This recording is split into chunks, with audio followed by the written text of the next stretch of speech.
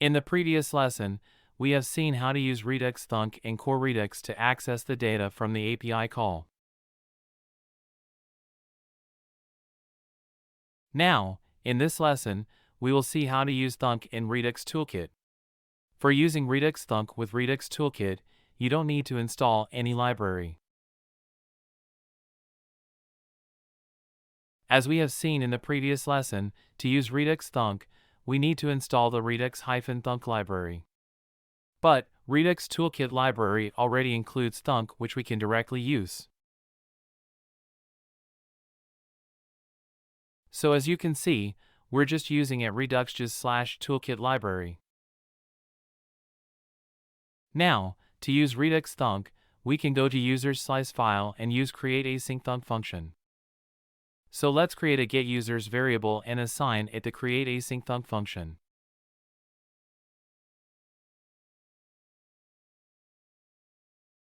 Here, for the first parameter, we need to use action name so we can call it users/getUsers. So this thunk is specific to users and in that we're getting list of users. And for the second parameter, we need to give a function that will return a promise. So to return a promise, we can just declare the function as async. And inside this function, we will make that API call. So, let's copy the API call code and add in the thunk function. And this API result is not present in the data property directly, but it's present in the results property of data as you can see here. So instead of data, we will return data.results from the thunk function.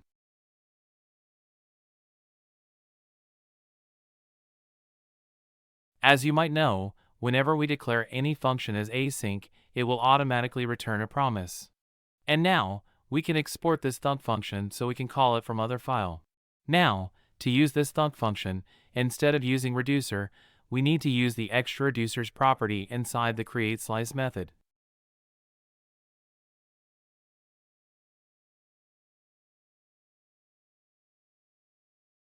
As you might know, whenever we return a promise from function, the promise will have pending, fulfilled, and rejected state.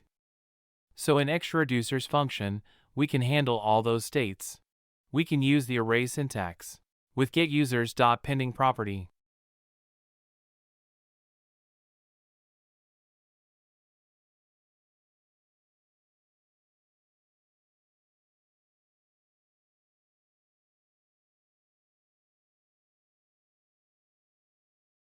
And we can define a function here which will receive the state and action parameters.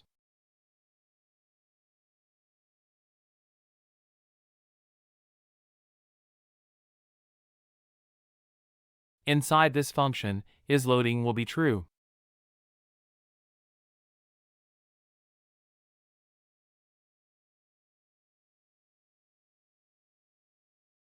Similarly, we can have fulfilled action handler. Here, isLoading will be false, isError will be false.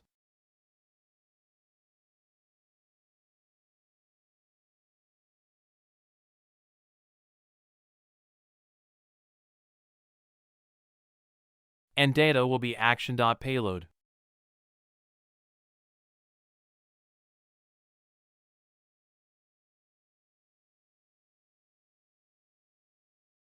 Similarly, we can have rejected action handler.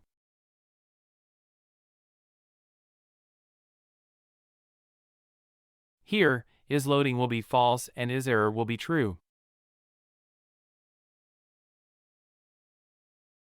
So whenever the API call happens, depending on the state of the promise, the extra reducers code will be executed and it will update the initial state value of the store.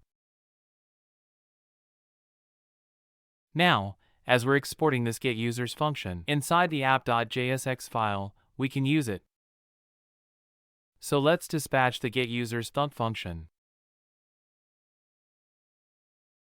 Now, let's remove the unused imports.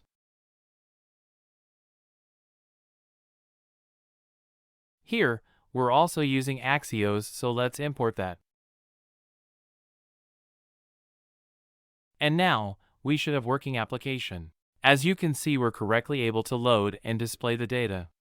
Now, let's check the Redux dev tools if it's getting populated correctly. As you can see, the pending and fulfilled action is correctly getting added for our users/getUsers thunk action. So with Redux Toolkit, we no longer need to add any configuration to see the data.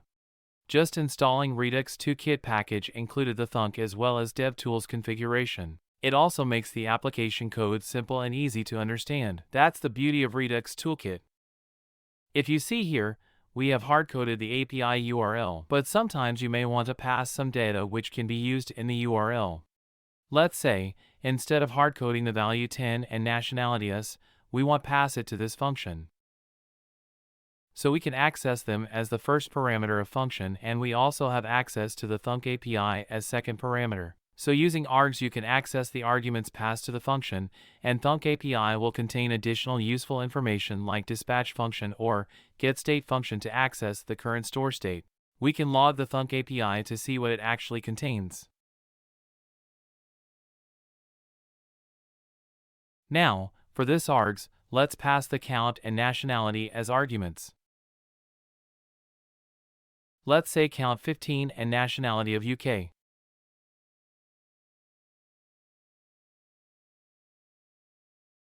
Now these arguments, we can access in the thunk function using destructuring.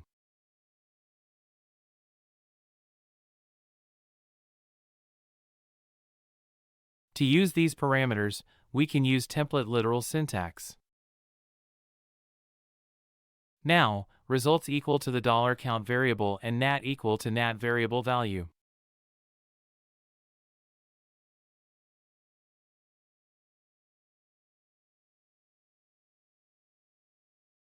Let's save the app.jsx file also.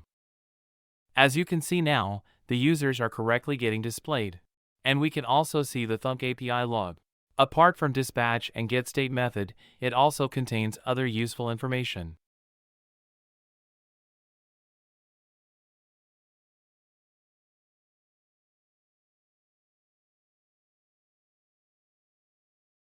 Also, if you see the network call, we can see the count of 15 and nationality getting passed. Looks like there is some issue with passing nationality. Oh, we're missing the $sign here. Now, if you check, you can see all the values passed correctly. And we're getting list of 15 users with nationality of UK.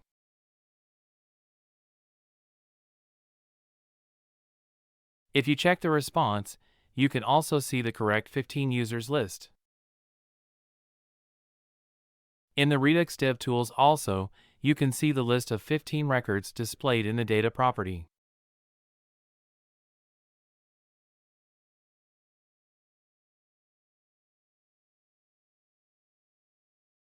So this is how you can pass additional data while making API call.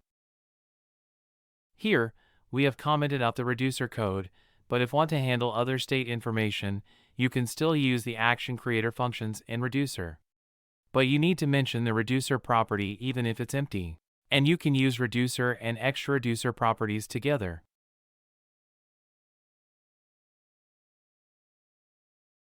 Also, if you have multiple asynchronous call, you can create another async thunk function and use it in extra reducers.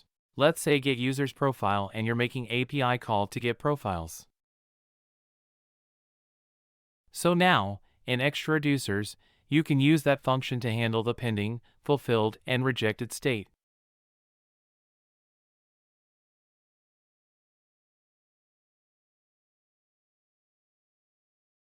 And inside these function, you can update the related state information.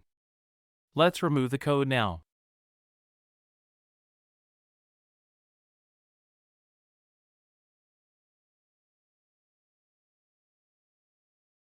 Also, one thing you should know is that, whenever we use await inside the async function, we always need to use try-catch block. But in this case, we have not added any try-catch block. Because by default the create async thunk itself does the error handling for us. So let's say instead of using /API, we add an S to the URL which does not exist. And as you can see, we're getting the error displayed on the UI. And rejected action is also got dispatched where we have set the is error to true. So if this error is true, we're displaying the error message here. So when using createAsyncThunk function, you don't need to use try-catch like this. In the createAsyncThunk, this error catching handler is automatically provided. So this is how we can use Redux Thunk for making asynchronous API calls when using Redux Toolkit.